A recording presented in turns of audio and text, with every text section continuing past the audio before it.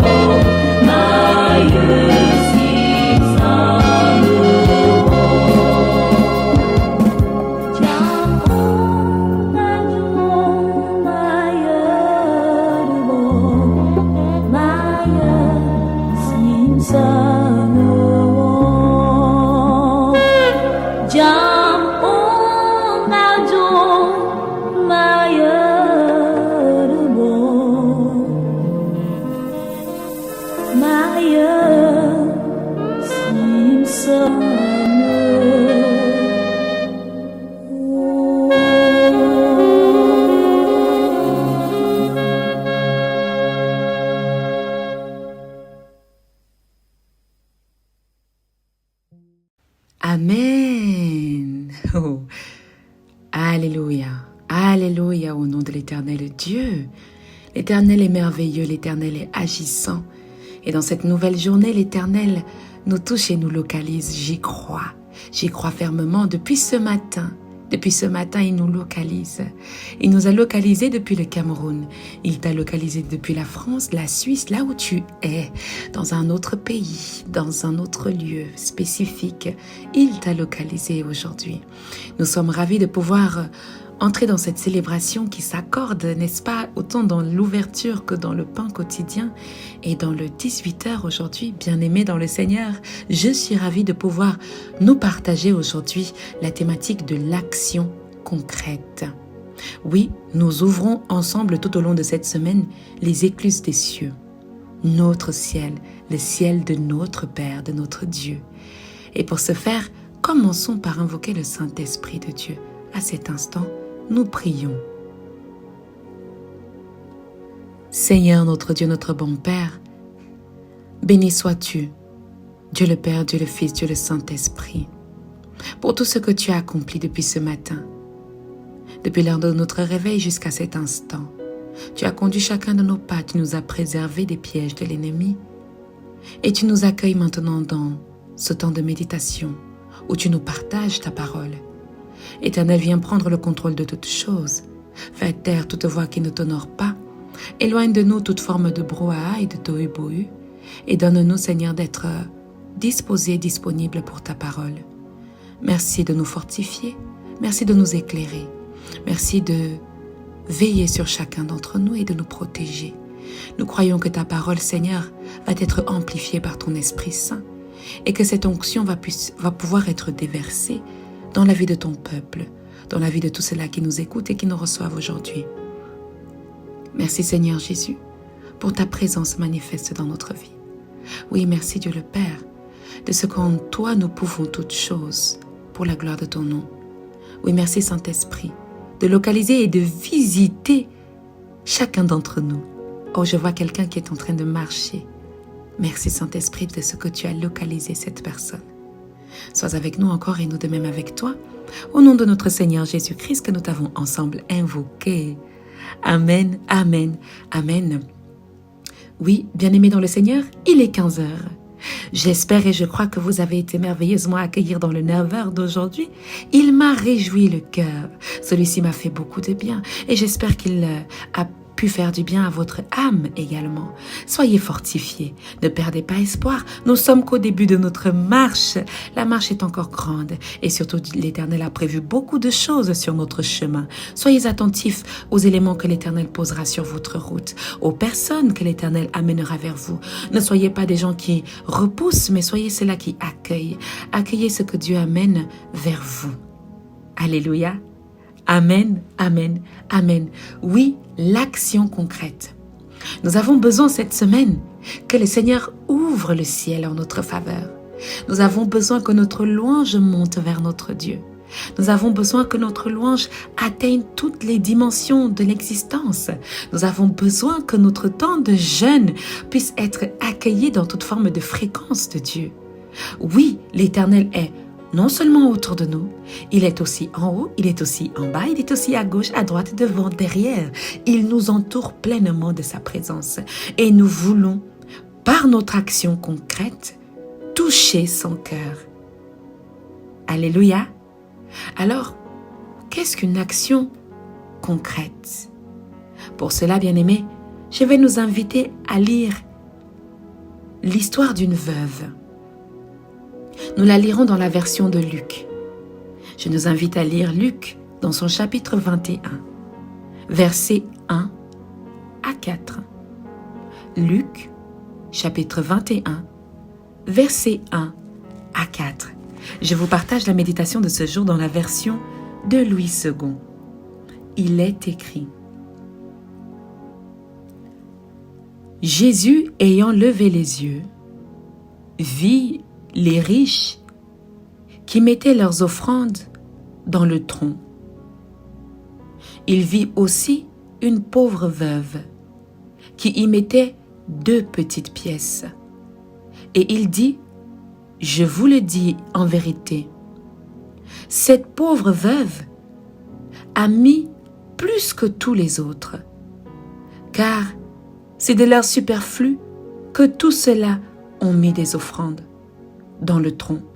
Mais elle a mis de son nécessaire, tout ce qu'elle avait pour vivre. Parole du Seigneur, nous rendons grâce à Dieu. L'histoire de cette veuve, malgré que le titre qu'on a donné à cette péricope, je vais vous rappeler, une péricope est un ensemble de versets que nous choisissons de lire ensemble parce qu'ils racontent la même histoire. Ils partagent la même histoire, ils partagent le même sens. La pauvre veuve, lui a-t-on donné ce titre à cette péricope. Jésus était en train d'observer, apparemment, ce qui se passait autour de lui. Et pendant qu'il leva les yeux pour regarder plus concrètement, il vit les riches qui mettaient leurs offrandes. Il voit des gens qui se déplacent vers le temple, vers l'autel, vers un lieu, vers un panier. Ça dépend maintenant ce que vous avez l'habitude d'utiliser pour donner vos offrandes. Jésus observait ces personnes, tout comme il est en train de nous observer, toi et moi, aujourd'hui, de la manière dont nous commençons notre journée, avec quels mots, avec quelles paroles, avec quelle attitude, avec quelles intentions. Ce mot, bien-aimé, les intentions, est un mot qui m'interpelle beaucoup depuis un certain temps. Avec quelle intention nous faisons les choses? Avec quelle intention nous faisons même les bonnes actions que nous faisons? Est-ce que réellement en nous, nous avons cette bonne intention? Ou nous faisons parce que nous avons envie de nous libérer de cette tâche? Ou nous le faisons parce que nous n'avons plus envie d'en entendre parler? Ou nous faisons certaines actions parce que, comme ça, nous pouvons paraître bons, nous pouvons paraître bienveillants, nous pouvons paraître attentifs aux besoins de l'autre.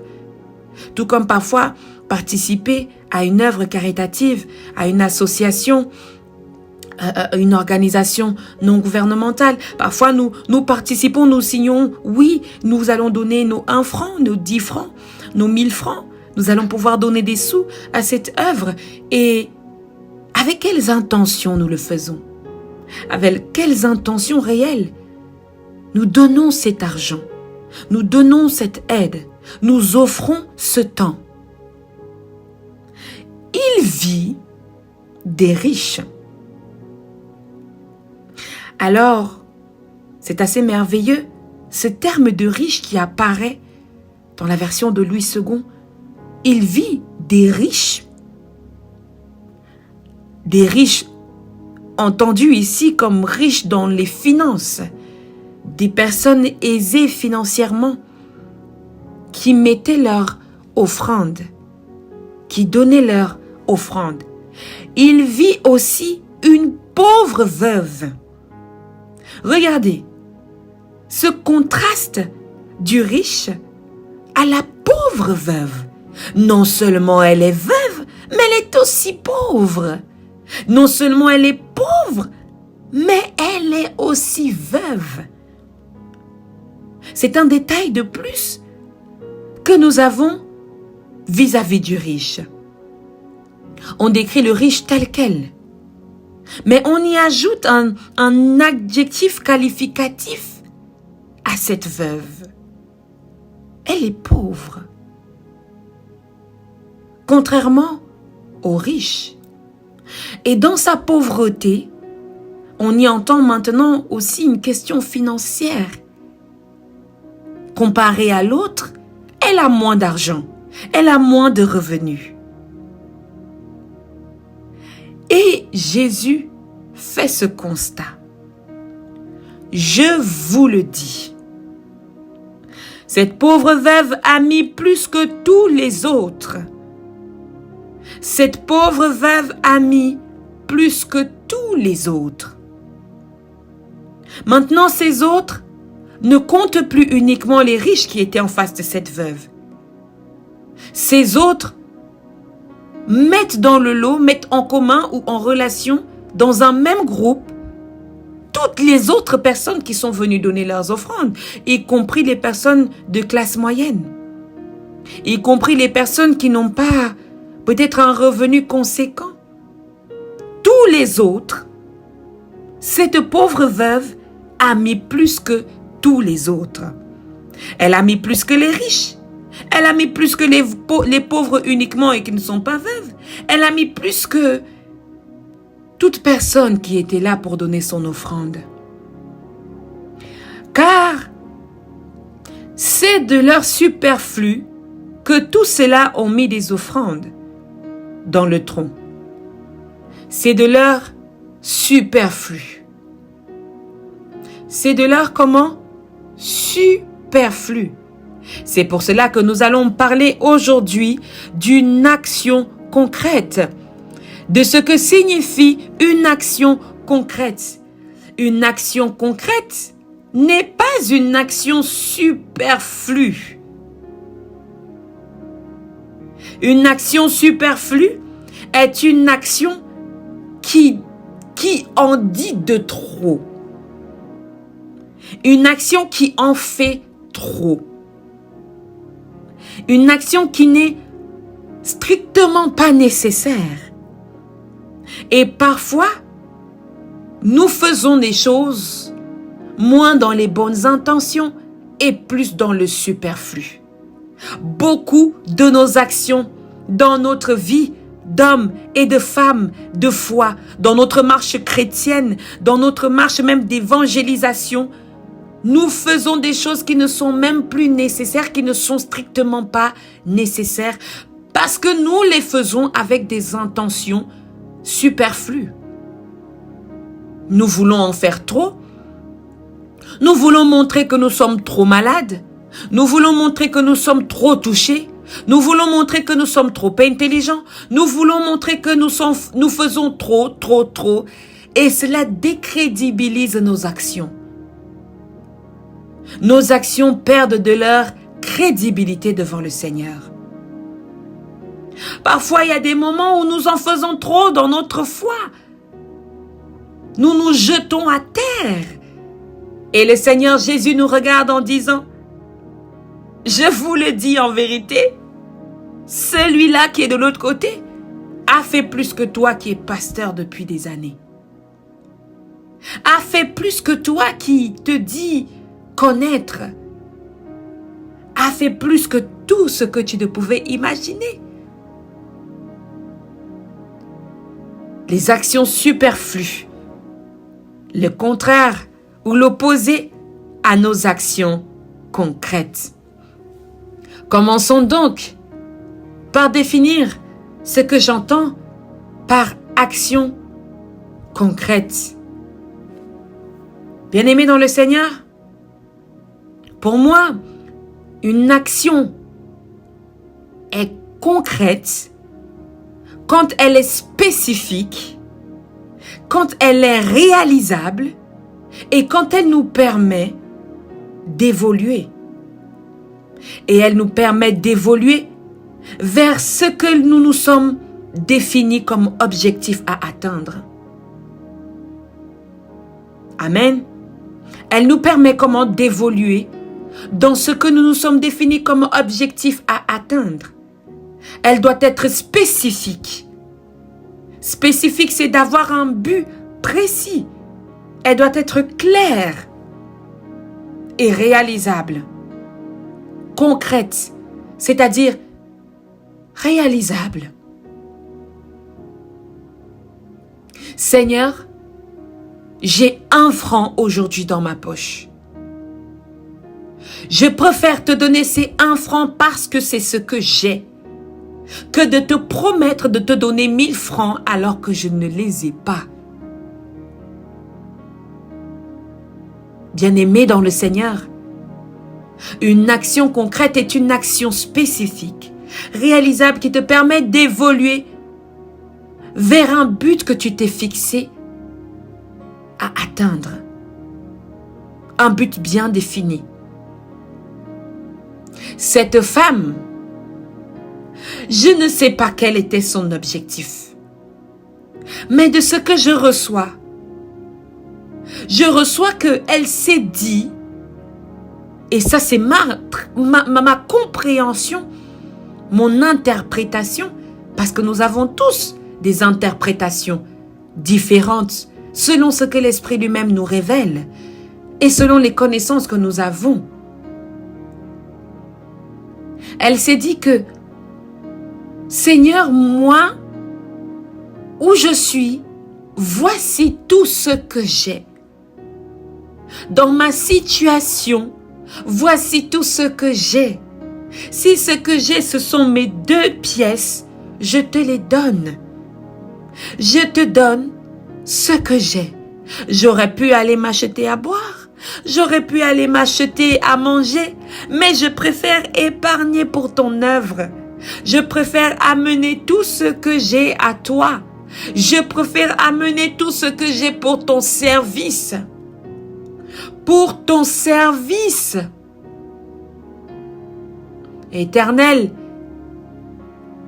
je suis pauvre, je suis veuve, mais j'ai 2 pièces. Éternel, je n'ai peut-être pas d'emploi, mais j'ai mes genoux pour te prier. Éternel, je n'ai peut-être pas de revenus, mais j'ai ce temps de jeûne que j'aimerais te consacrer. Éternel, tu ne m'as peut-être pas donné d'enfant. Je suis stérile en ce moment, mais j'ai ma bouche pour te louer. J'ai mes mains pour continuer à œuvrer dans ce qui te rend gloire. Et je veux continuer à agir pour progresser. Alors j'investis. J'investis. Est-ce que quelqu'un peut dire avec moi, investir? Cette femme a investi dans quelque chose qui me surprend. Dans quelque chose que j'apprécie beaucoup. Dans quelque chose que je trouve fort, grand et puissant. Elle investit là où toi et moi, nous n'avons même plus le temps d'investir. J'entends qu'au Congo, il y a des victimes. Des femmes qui sont victimes de viols. Mais ce ne sont pas des viols comme l'on a l'habitude d'entendre. Ce sont des femmes qui sont violées et dont l'appareil génital est littéralement bousillé. Des victimes de guerre où l'on a intentionnellement bousillé la permission de concevoir. J'entends beaucoup de choses dans le monde. Et même nous n'avons plus le temps d'investir un peu de notre temps afin de prier pour ces cas. Non, nous investissons prioritairement dans les objets. Et nous n'arrivons plus à investir en l'homme. Dieu a investi en toi lorsqu'il a donné son Fils pour que tu ne périsses pas. Lorsqu'il a donné comment son Fils pour que tu aies la vie. Il investit en l'homme. Il investit en toi. Il investit en ce que nous aussi nous pouvons être demain en train d'investir et prier les uns pour les autres. Peut-être que tu ne peux pas donner ta vie, mais tu as 1 minute de prière pour ces cas et ces situations. Il y a même encore des phénomènes d'adolescents ou de groupes d'adolescents qui forment des groupes masculinistes où ils s'attaquent à des jeunes femmes et tuent. Il y a des phénomènes qui se passent autour de nous pendant que toi, tu es en train de penser à ton terrain et à ta maison que tu n'as pas encore construite. Et cette femme peut-être n'ayant pas suffisamment de moyens ni de force pour intervenir sur les choses qui l'entourent, elle est venue à Dieu et a investi. L'or et l'argent appartiennent à Dieu. Et cette femme est en train de dire à Dieu, je te remets, je te redonne ce que tu m'as permis d'avoir. Ce que tu m'as permis d'avoir. Alors toi, aujourd'hui, frère, sœur, quelles sont les actions concrètes, véritables, que tu poses? Et quelles sont les intentions avec lesquelles tu les poses? Le Seigneur Jésus a vu un tas de personnes donner des offrandes. Mais c'est l'histoire de cette femme qui a été sélectionnée dans le canon du Nouveau Testament et dans les textes de Luc. Cette histoire, ces 4 versets ont été gardés. Ont été gardés pour que toi et moi soyons enseignés aujourd'hui. Une action qui permet que le Seigneur Jésus lève les yeux. Parce que le Seigneur Jésus, apparemment, il avait les yeux baissés ou avait les yeux ailleurs. J'aimerais lire dans cette version de Louis II. Je n'ai pas, bien aimé, chercher encore dans d'autres versions. L'histoire ou le message d'aujourd'hui est très simple. Même s'il y a des nuances dans votre version, le fond est très simple. Dieu veut des actions concrètes afin que le trône de l'Éternel puisse se tourner vers toi. Afin que le ciel puisse se tourner vers toi. Afin que sa majesté puisse avoir un regard favorable vers toi. Tu n'as plus le temps. Tu n'as plus la patience. Et même lorsque nous commençons le jeûne, à quel moment tu t'es assis avec une véritable intention d'apprendre? Avec une véritable intention de recevoir aujourd'hui? Avec une véritable intention de progresser? Seigneur, je veux progresser dans ma spiritualité. Mon objectif est de progresser dans ma spiritualité. Mon action concrète est d'entrer dans ce jeûne. Je veux y entrer pour être transformé. Je veux y entrer pour recevoir ta parole. Je veux y entrer pour être nourri d'une autre manière. Je veux y entrer pour être fortifié. Seigneur, je me sens impuissante par rapport aux phénomènes qui se passent dans le monde. Je suis en Suisse pendant qu'au Congo des personnes souffrent. Pendant qu'à Gaza des personnes souffrent. Je voudrais, Seigneur, de par ce temps de prière, poser une action concrète afin que ton trône puisse se retourner vers ce peuple, puisse jeter un regard favorable vers ce peuple. Nous chantons beaucoup d'Alléluia, mais nos actions sont superflues. Nos actions sont limitées par nos émotions. Nos actions sont limitées par les frissons que tu as ressentis. À ton avis, est-ce que cette femme qui a donné tout ce qu'elle avait a ressenti des frissons? Ou avait une certaine foi? Est-ce qu'elle y allait avec des frissons ou avec des convictions? À ton avis? Bien-aimés dans le Seigneur, beaucoup d'entre nous, aujourd'hui, vivons ou alors recevons cette culture de fragilité ou de fragilisation des hommes et des femmes. Notre mentalité, nos vies sont secouées. Nous sommes fragilisés à cause des choses qui nous entourent, à cause de notre expérience, à cause des phénomènes que nous vivons, à cause même du fait que nous soyons témoins de phénomènes traumatisants. Nous sommes parfois même fragilisés à cause de nous-mêmes. Nous nous rendons fragiles. Et nous n'avons plus en nous cette possibilité d'accueillir parfois ce qui peut nous faire grandir. J'ai suivi un jour un reportage d'un homme dont le nom m'échappe, mais qui est une très grande personnalité dans la méditation et dans les conseils des jeunes. Il leur disait, vous vivez des moments difficiles et la première chose que vous pensez à faire, c'est d'en parler.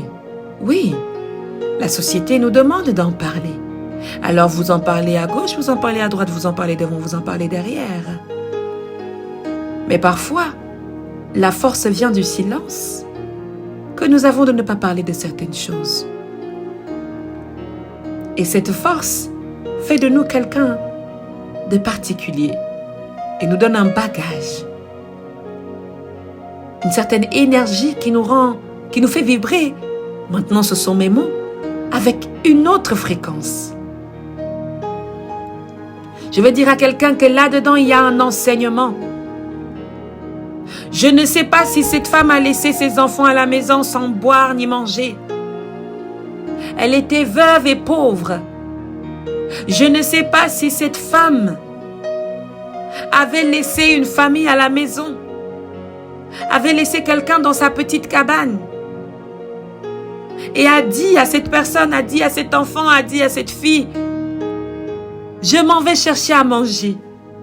Et l'enfant l'a cru. Je ne sais pas si cette pauvre veuve a dit à cet enfant,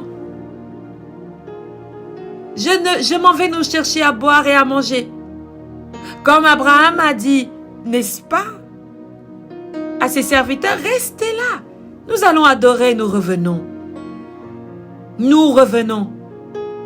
Je ne sais pas si cette femme a également dit, je reviens avec de quoi manger, de quoi boire. Elle est allée poser une action concrète. Une action qui permet à Dieu de lever le regard. Voyez avec moi l'intention avec laquelle cette femme est partie. Il y avait beaucoup de personnes dans ce lieu où il fallait donner des offrandes. Il y avait beaucoup de personnes dans ce lieu où il fallait donner des offrandes. Mais l'Éternel a levé les yeux lorsque cette femme est arrivée. L'Éternel a levé les yeux. Jésus a levé les yeux lorsque cette femme est arrivée. Parce que là, Jésus a senti qu'un phénomène intéressant allait se produire. Un contraste intéressant entre les riches et les pauvres allait se produire. Alors il leva les yeux, aperçoit le côté des riches et de l'autre côté les pauvres. J'aimerais également que l'Éternel lève les yeux quand il s'agit de toi. En se disant, ouh, j'ai une servante de Dieu qui s'apprête à faire quelque chose d'intéressant. J'ai un homme qui s'apprête à faire quelque chose d'intéressant. Il s'apprête à me donner tout ce qu'il a. Elle s'apprête à me donner tout ce qu'elle a. Bien-aimé dans le Seigneur,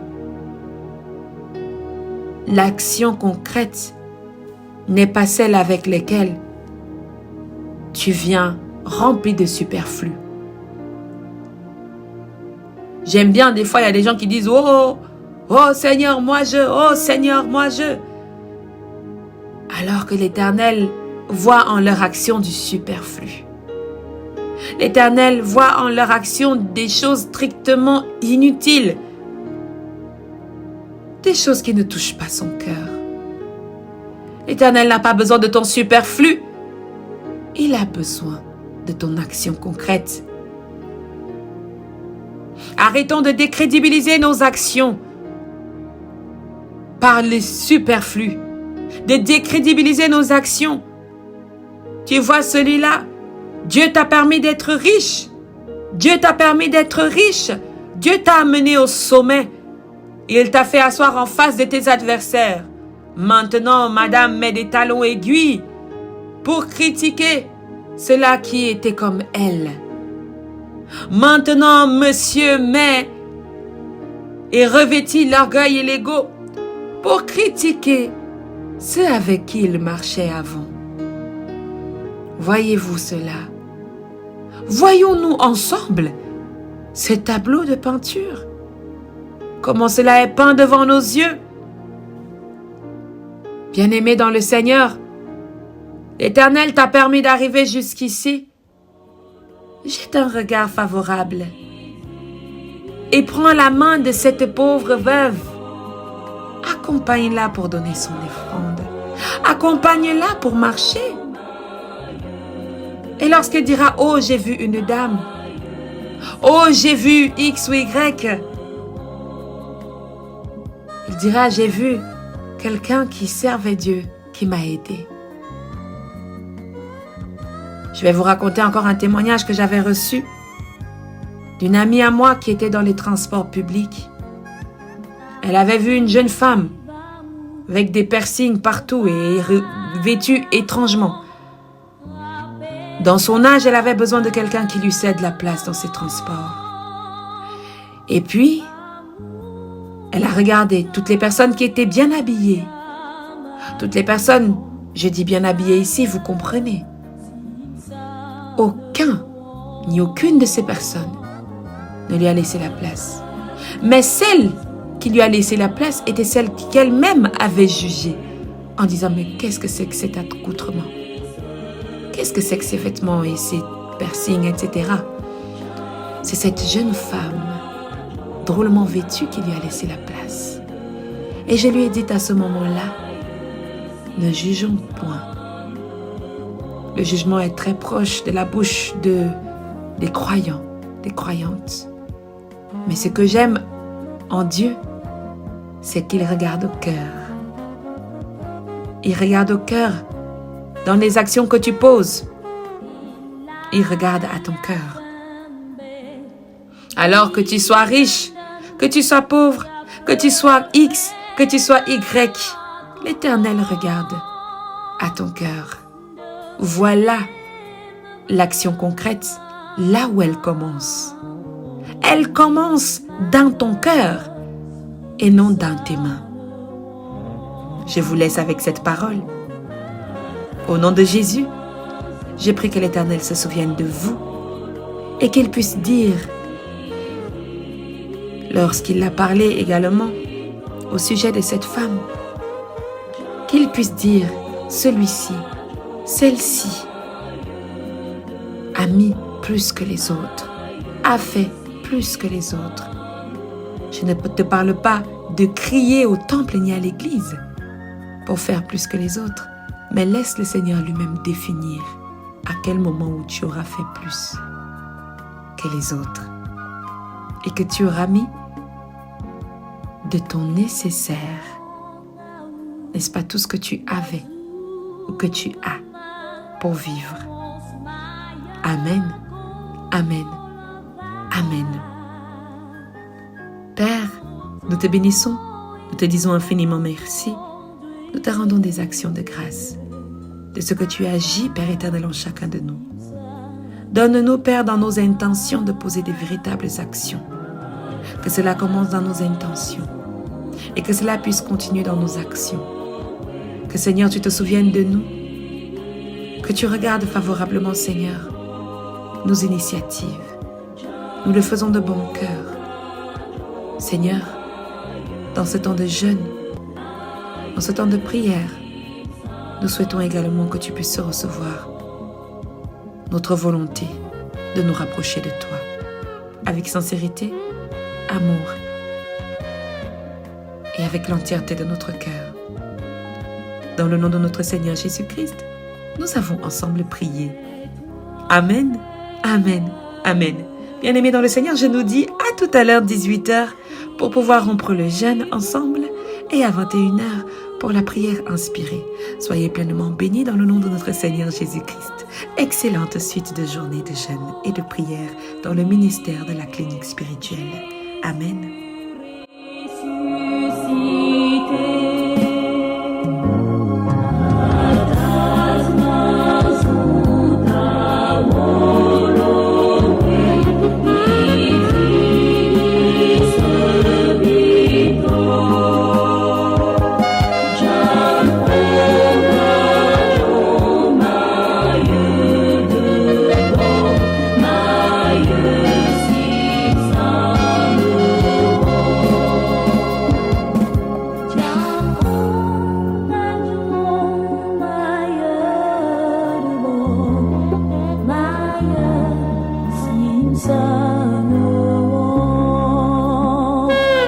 Jah